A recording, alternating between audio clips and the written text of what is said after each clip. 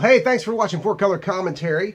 I'm Mark Allen, and had a few new things to show you, and just want to end this particular video on a retrospective note, in a sense. But we'll get to that here in a moment. But been to a couple of, been to a show just recently, comic show in Neosho, Missouri, Neosho Art Con, and went to that and had a great time there. A gentleman by the name of Kerry Christopher Stone was there, and selling some great books. So I got some good deals on some runs I've been trying to build up recently. I think one of the, well, in the last couple of years, but I think one of the things that has maybe hurt me the most is that I don't work on one run at a time. I work on multiple runs, and that's probably why things go so much slower. But anyway, we'll get right into it. And these will be actually, these first few will be in descending order, but I did grab a few, actually Werewolf by Night books from Marvel's Bronze Age horror series, and I got some MacLeod issues, which of course are the only ones really worth having in my estimation. I guess I shouldn't say that right out there on camera, but I shouldn't say the only ones worth having, but they are my favorite. MacLeod doing the artwork on those. But anyway, started out with Werewolf by Night number 16, and again we'll go in descending order here. I always liked that Hunchback of Notre Dame cover. Now, in my estimation, or in my experience I should say, these have always been difficult to find in high grade for affordable prices, and Kerry did me a great deal on those. Anyway, and then the Werewolf by Night. This may be one of the, it's part of a, I believe, a second part of a two-part story that started in Tomb of Dracula. This may be one of a fan favorite Werewolf by Night cover. It is number 15, and it does feature Dracula on there, Dracula versus the werewolf. And so number 15, and then we have here number 7. Great MacLeod cover there, and just again in wonderful condition. Can't wait to read those and just enjoy those. You know, a lot of my wife is one of those who ask, and I'm sure other non-comic readers do as well. They say, well, why does it take you so long to read that comic book? Well, it's not that it takes so long to read that comic book, but for the comic book reader, the comic book fan, you have also panel after panel of amazing art, especially if it's a wonderful artist that you enjoy and whose work you love, then it's a great time. Werewolf number 6. That's actually a cover I'd never seen before. Didn't do a whole lot of cover gazing online or anything like that for these, but and then finally all the way back to Werewolf number 3. So I am looking forward to completing that run, at least the first 20 issues or so. Now, this is an unusual comic. Some of you may not have seen before, but it's actually number 2. I've got the first issue. I don't know if there's a number 3 or not. I can't remember that detail, but this is a Harvey thriller back in the Silver Age of comics, when Harvey was trying its hand at the superhero comics and such as that. But Harvey thriller, big hero adventures with Jigsaw, Man of 1,000 Parts, and that is number 2. I really like these strange, heroes, these strange characters, these strange superhero books that came out from the publishers other than Marvel and DC in the 60s. But I have number 1, I have number 2. Now I'll probably go ahead and read those just to see how bad they really are. But anyway, now this next one is a second issue I have of this, second copy I have of this. I'm contemplating giving this one to a friend, but I'm not sure. It's not in quite as good a condition as I thought it was before, but I did get it for a deal.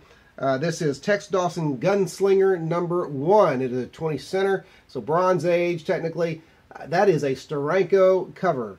All right, a Jim Steranko cover. Wonderful, beautiful cover there.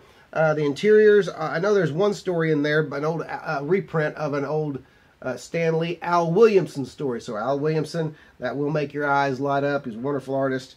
And so, got that one. Oh, excuse me. All right. Number 9, Monsters on the Prowl. Monsters on the Prowl. That one actually has some early Barry Windsor Smith work in it. He's just inking a story there. Now that I've said that, I want to make sure that I'm right about that. But yes, Barry Smith, inker, Jay Hawk, artist. I've never heard of Jay Hawk. That's interesting. So anyway, it's not, don't when you've been doing this as long as I have, as some of you have, it's not often that you come across a Marvel artist name that you've never heard before, but could very possibly be another pseudonym for a more popular artist. Now, this this next one is an Atlas Comics. When Atlas had its revival, when spun out of Marvel. I don't have time to do the whole history of it, but there is some great history in that. The second Atlas comic book company. It was started with some hurt feelings, and Atlas spun off to try to compete with Marvel on the shelves. And as you can see, it did a lot. It tried to mimic that Marvel look. Now, this is number 4, issue number 4 of the Phoenix the Protector. Phoenix the Protector. And what you notice, he looks very superhero-like there. The first issue of this looked very science fiction type of work.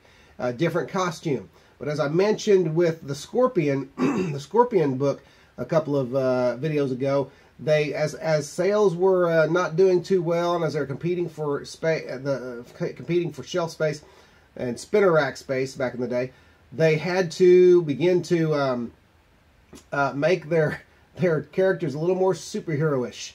And they were trying to do something different than what Marvel and DC were doing, which was great. But they panicked, or maybe they saw the numbers weren't too good, I'm not sure. But they had to start doing, they made it start looking more Marvelish, which is interesting, but it's a shame, because you wonder if they'd stuck with it, what might have come. All right, now, this is an unusual book. A lot of people don't know it, though many people like to try to find it. I've been trying to find it for a long time, finally found it. America's Best TV Comics. It is unknown whether or not that Mr. Fantastic is a Jack Kirby Mr. Fantastic or not. Some say yes, some say no. Some say it looks like an aped style, Kirby style. But those are just different. That is a John Romita Spider-Man down there in the lower right-hand corner. But, or for you, lower left-hand corner, I'm sorry. I'm looking at, yeah, there you go. But it's you know, it's just kind of it was a promotional book for ABC's Saturday morning lineup back in the day, I believe 1967. And so that was neat to finally get that. Decent copy, very decent copy there. I'm not going to try to press that. Got to be careful about pressing books with the square-bound spine covers, or square-bound spine, especially when those staples are showing, the indentation of the staples showing in the far left-hand side of the cover. That can be disastrous. All right. You see, you go through a few other, get a few more of the Amazing Spider-Mans with the Todd McFarlane art from the late 80s. And that is one of them there, number 321. Also the early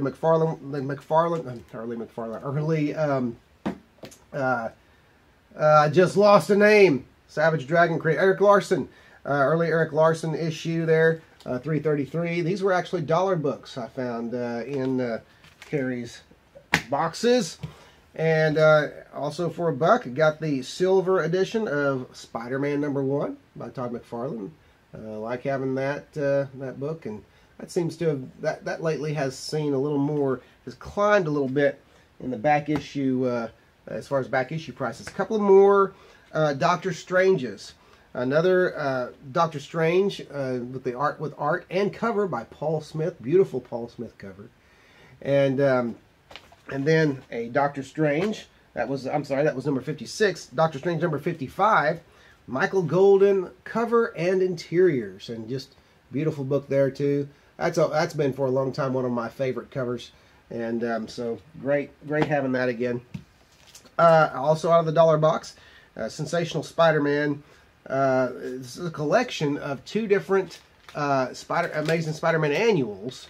I don't remember the numbers off the top of my head, but the Amazing Spider-Man annual that had, both from the 80s, I believe, that had the Punisher and Dr. Octopus in it, and then his annual with Doctor Strange, both drawn by Frank Miller.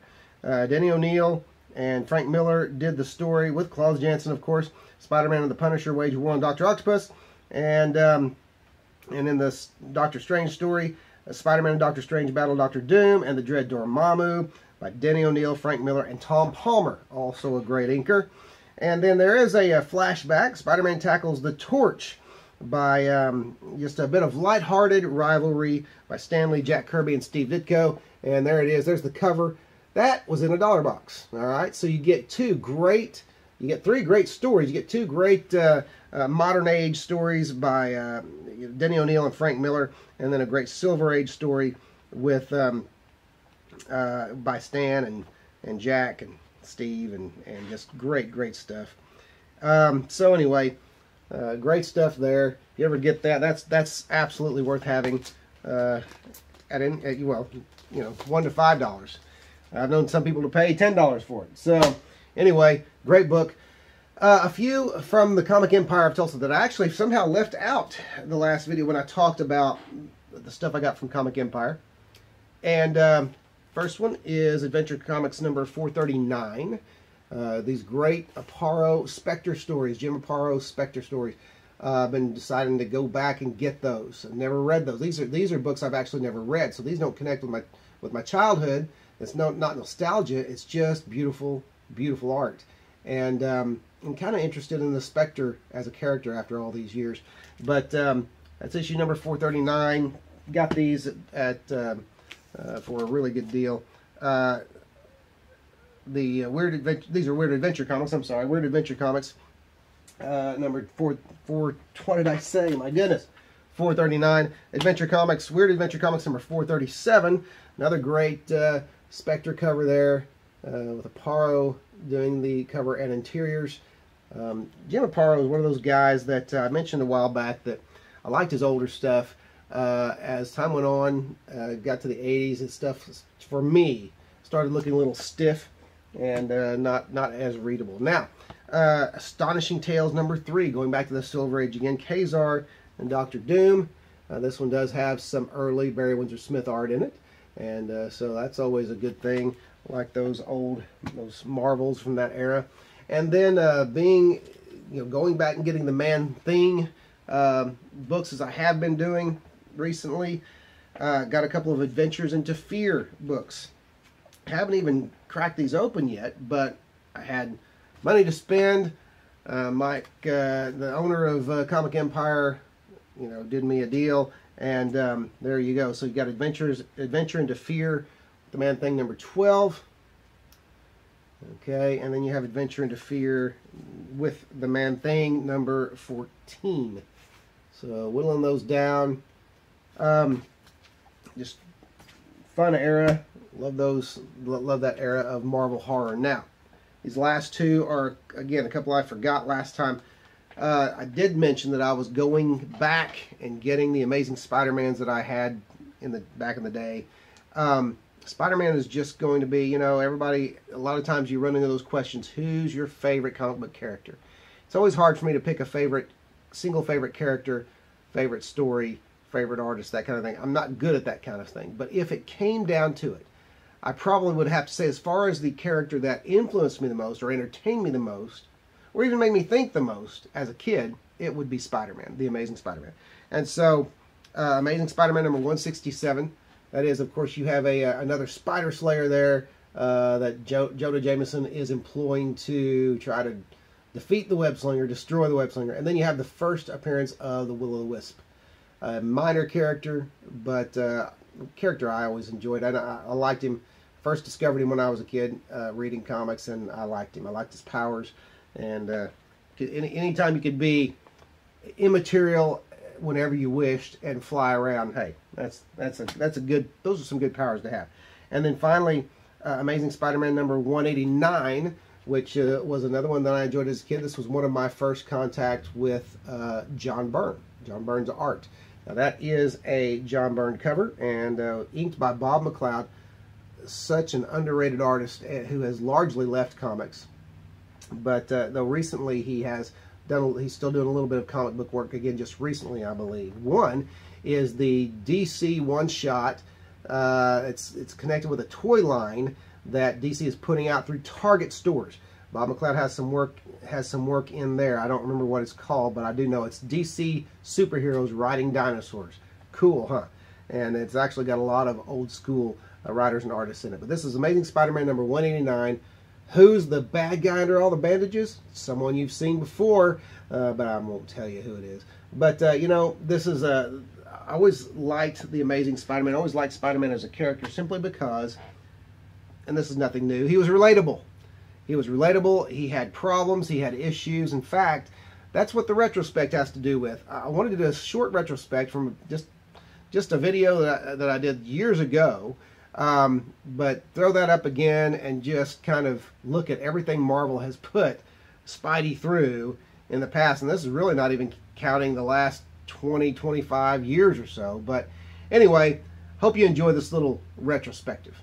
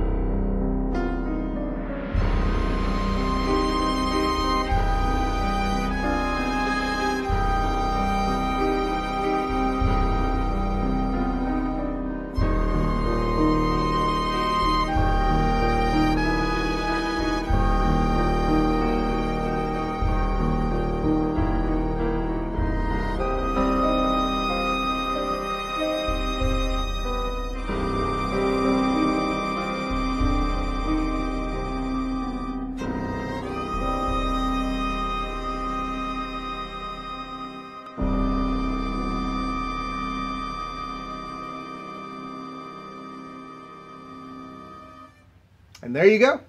Hey, thanks for watching 4-Color Commentary. Man, poor Spidey. They put him through the ringer, haven't they? You think Batman's got issues.